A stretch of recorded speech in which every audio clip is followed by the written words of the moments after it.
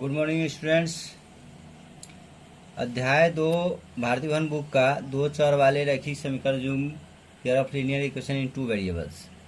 Question number 1 और 2 का 2 तक हो चुका था।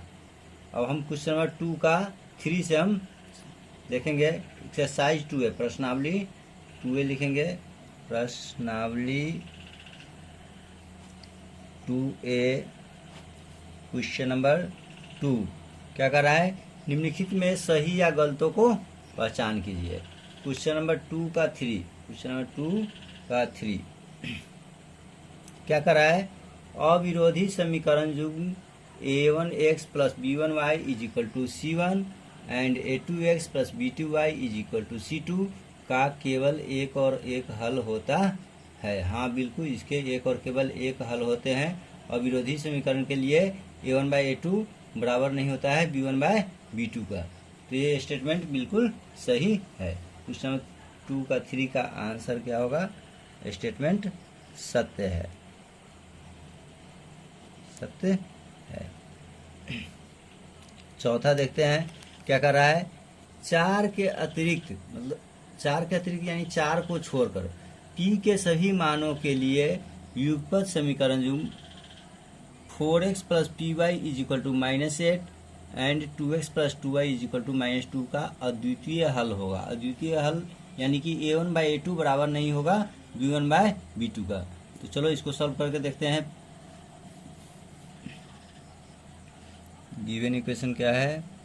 4x plus p y is equal to -8। इसको इक्वेशन फर्स्ट मान लो। और सेकेंड इक्वेशन क्या है? 2x plus 2y is equal to -2। यहाँ 2 सभी में है, 2 से डिवाइड कर देते हैं। क्या हो जाएगा? x plus y is equal to -1। Equation 2 here a1 is equal to 4, a2 is equal to, इसका गुणांक क्या है? 1। b1 इज इक्वल टू क्या होगा? p and b2 is equal to y का कोफिशिएंट 1। c1 c2 निकालने की आवश्यकता नहीं है क्योंकि यहाँ कह रहा है यूनिक हल होगा या नहीं होगा। तो हम निकालते हैं। Therefore a1 by a2 is equal to 4 by 1, it means 4 and b1 by b2 is equal to p by 1 is equal to p। अब देखो यहाँ a1 बाई a2 का वैल्यू 4 है, b1 बाई b2 का वैल्यू p है, तो दोनों तो बराबर है नहीं। लिखेंगे क्लियरली a1 बाय a2 बराबर नहीं है b1 बाय b2 का। तो इसके तो यूनिक हल होंगे ही। अब यहाँ कर रहा है 4 के अतिरिक्त, 4 को छोड़कर है या नहीं है। That is a1 by a2 का वैल्यू कितना है? 4 बराबर नहीं है किसके?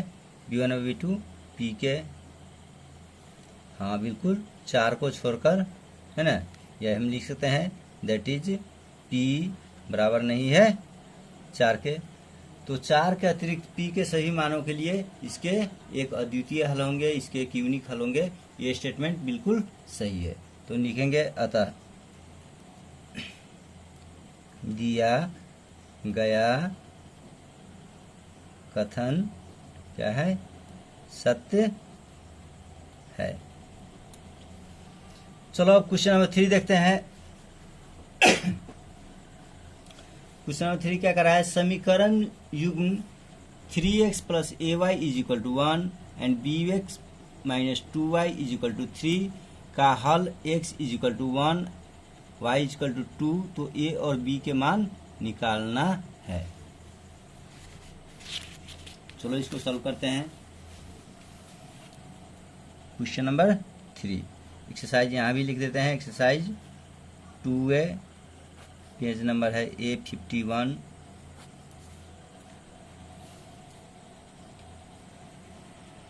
गिवन दैट क्या दिया हुआ है? 3x plus a y 3x plus a y is equal to 1 and b x minus 2y is equal to 3। इसको 1 मान लो, इसको 2 मान लो।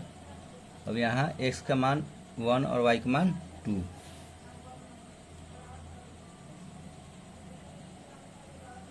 Putting x is equal to 1 and y is equal to 2।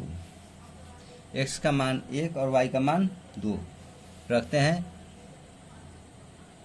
From first समीकरण x से देखो 3x, तो 3 into x के जब हम क्या रखेंगे 1 plus a Y, A into Y का मान क्या है 2, ए इंटू 2 इज इक्वल टू 1, या 3 plus 2a is equal to 1, या 2a is equal to 1 minus 3, या 2a is equal to 1 minus 3 क्या होगा -2। Therefore a is equal to -2/2 is equal to -1। From 2 दूसरे इक्वेशन से ले लेते हैं। क्या है b x, b into x का वैल्यू क्या है 1, b x -2y, 2 into 2 is equal to 3, या b -4 इज इक्वल टू 3, या b इज इक्वल टू ट्रांसपरेट करो यहाँ पर क्या हो जाएगा 3 -4 इधर आके क्या हो जाएगा +4, या b is equal to 7। Hence a is equal to -1 and b is equal to 7। तो x और y का मान ये आ रहा है -1, सॉरी a का मान -1 और b का मान 7 आ रहा है। क्वेश्चन नंबर 4 देखो क्या करा है, समीकरण x plus y is equal to 6 के कितने हल होंगे। यहाँ जो समीकरण x plus y is equal to 6 है, ये दो चर वाले रैखिक समीकरण है। हम जानते हैं कि दो चर वाले रैखिक समीकरण के अनगिनत हल होते हैं। अगर सीधे पूछे तो कितने हल होते हैं, अनगिनत हल होते हैं। अगर ऐसे पूछे कि प्राकृत संख्याओं के रूप में कितने हल होते हैं, तो प्राकृत संख्याओं के रूप में सीमित हल होते हैं। फिर ऐसे ही पूछे कि वास्तविक संख्याओं के रूप में कितने हल होते हैं, तो वास्तविक संख्याओं के रूप में भी अनगिनत हल होंगे, क्योंकि x के प्रत्येक मान के लिए y का एक मान निकलेगा, y के प्रत्येक मान के लिए x का एक मान निकलेगा। यहाँ तो सीधे पूछ रहा है कि x plus y is equal to 6 के कितने हल होंगे, तो अनगिनत हल होंगे। अगर ऐसे पूछता कि x plus y is equal to 6 के प्राकृत संख्या के रूप में कितने हल होते हैं, तो उसके सीमित हल होते हैं। किंतु यहाँ पूछ रहा है सीधे x plus y is equal to 6 के कितने हल होंगे, तो इसका आंसर क्या होगा, अनगिनत हल होंगे। क्वेश्चन नंबर 4 का आंसर अनगिनत,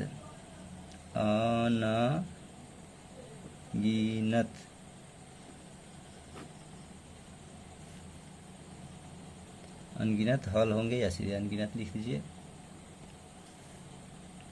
क्वेश्चन नंबर 5 देखिए। क्वेश्चन नंबर 5 क्या कर रहा है, वह समीकरण युग्म जिसका एक और केवल एक हल होता है, यानी a1/a2 बराबर नहीं है b1/b2। a1/a2 क्या हुआ, x का गुणांक, और b1/b2 क्या हुआ, y का गुणांक, ये बराबर नहीं है। तो वह समीकरण युग्म जिसका एक और केवल एक हल होता है अविरोधी समीकरण कहलाता है। क्या कहलाता है, अविरोधी समीकरण। क्वेश्चन नंबर 5 का आंसर क्या होगा, क्वेश्चन नंबर 5 का फर्स्ट का आंसर क्या होगा, अविरोधी, अविरोधी यानी कंसिस्ट होगा, अविरोधी। 5 का 2 देखते हैं, वह समीकरण युग्म जिसका कोई हल न हो, जिसका कोई हल न हो, कौन सा समीकरण कहलाएगा, विरोधी समीकरण कहलाएगा, इनकंसिस्टेंट। सेकेंड का आंसर क्या होगा, जब यूनिक इसके कोई हल नहीं होंगे तो यह विरोधी समीकरण कहलाता है। तीसरा क्या कर रहा है, वह समीकरण युग्म जिसका दो ही है इसमें, 5 का फर्स्ट एंड सेकंड, वह समीकरण युग्म जिसका एक और केवल एक हल होता है अविरोधी समीकरण कहलाता है, और जिसका कोई हल नहीं होता है वह विरोधी समीकरण कहलाता है। क्वेश्चन नंबर 6 देखो। क्वेश्चन नंबर 6 क्या कर रहा है, युगपत समीकरण। देखो युगपत समीकरण कहो या सरल युगपत समीकरण कहो या दो चर वाले रैखिक समीकरण युग्म कहो, एक ही बात है। युगपत समीकरण 2x + 3y = 8 and 4x + 6y = 7 के कितने हल होंगे। अब इसका यहाँ फाइंड आउट करना है कितने हल होंगे। क्वेश्चन नंबर 6 का first given that 2x + 3y = 8 equation first मान लीजिए इसको, एंड 4x + 6y = 7 इसको इक्वेशन 2 मान लीजिए। देखो यहाँ है a1x + b1y = c1 and a2x + b2y = c2 के फॉर्म में है। तो लिखेंगे हियर a1 = 2 और a2 = क्या होगा 4, b1 = क्या है 3, b2 = 6, c1 = 8 एंड c2 = 7। निकालिए a1 a2 के लिए 2/4 इट मीन्स 1/2, और b1/b2 देखिए b1/b2 = 3/6 it means 1/2 and c1/c2 = 8/7। देखो यहाँ x का कोफिशिएंट 1/2 है, y का कोफिशिएंट 1/2 है और अचर पद का कोफिशिएंट 8/7 आ रहा है।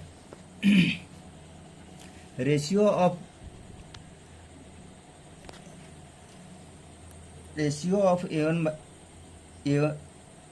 a1 is to 1:2 and b1 is to b2 1:2, c1 is to c2 8:7। तो यहाँ हम देख रहे हैं कि a1/a2 बराबर है b1/b2 के, और ये बराबर नहीं है c1/c2 के। तो ये इसके कितने हल होंगे, ये कौन सा समीकरण युग्म बन रहा है, विरोधी समीकरण युग्म बन रहा है। यदि a1/a2 बराबर नहीं होता b1/b2 के तो इसके यूनिक सॉल्यूशन होता, अब तो अविरोधी समीकरण युग्म बनता। यदि a1/a2 बराबर b1/b2 बराबर c1/c2 के होता तो इसके अनगिनत हल होते। लेकिन यहाँ हम देख रहे हैं कि a1/a2 बराबर b1/b2 बराबर नहीं है c1/c2 के, तो इसके कोई हल नहीं होंगे।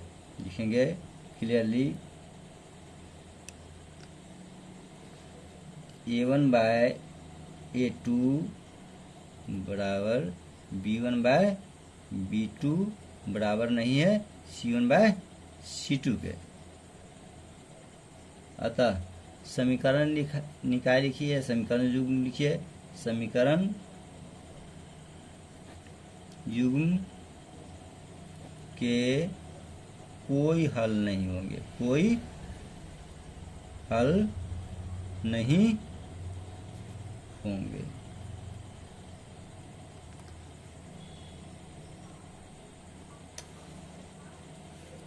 दूसरा देखो 6 का सेकंड,